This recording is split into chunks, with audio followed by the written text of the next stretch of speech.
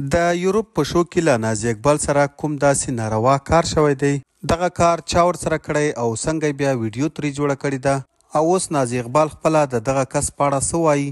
که غواړئ چې تاسو یې هم په اړه پوه شئ نو ویډیو تر پایه وګورئ او که تر اوسه مو زموږ چینل نه وي سبسکرایب کړی نو مهرباني وکړئ پښتون ټایم یوټیوب چینل همدا اوس سبسکرایب کړئ. نازي اقبال چې د پښتو ژبې مشهوره تکړه خوږ ژبې او پخوانۍ سندرغاړې ده چې په اصل کې د خیبر پښتونخوا د سوات اوسیدونکې ده. په لر او بر پښتنو کې ډیر زیات مینوال او شهرت لري چې څو کاله وړاندې د افغانستان د ننګرهار اوسیدونکي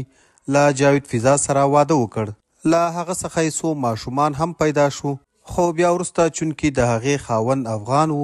او دغه افغان خاوند چې یې پاکستاني شناختي کارت نه درلود نو دوی مجبوره شول چې له پاکستان څخه انګلند ته ولاړ شي او هلته دواړه ښځه او خاوند ښه په خوشحالۍ او په ارامي سره وخت تیر کړي. هلته په اروپا کې هم وخت ناوخته شوګانې کوي چې اوس یې تازه یوه شو په برمنګم کې کړې ده. دغه شو چې د یو پښتون ځوان په مالي مرسته جوړه شوې وه او په دغه شو کې اروپا میشته پښتنو ته هم دعوت ورکړل شوی و تر څو راشي او د نازي اقبال په برمنګم کې شو وګوري. خو په دغه شو کې یوه ډیره زیاته د افسوس نه ډکه واقعه شوې ده چې کله نازي اقبال د سندرو ویلو په موخه سټیج ته راپورته شوه نو د شا له خوا نه یو هلاک چې تور پینټ او تور رنګه شرټ یې اچولی دی راغی او د نازي اقبال د وجود په وروستۍ حصه یعنی کوناټو باندې لاس وهي او بل ملګری یې پوی کړی دی چې له نازي اقبال سره د دغه کار ویډیو جوړه کړي. قدرمن دوستانو د دغه هلک په دغه کار سره ډیر زیات شور ماشور جوړ شو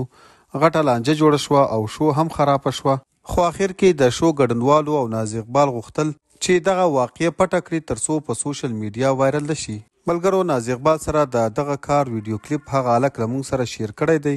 که د ثبوت لپاره د چا هم په کار یې زموږ چینل سبسکرایب کړئ موږ ته کمنټ وکړئ موږ به له تاسو سره شریکه کړو تاسو یې په خپله وګورئ او بیا وروسته قضاوت وکړئ.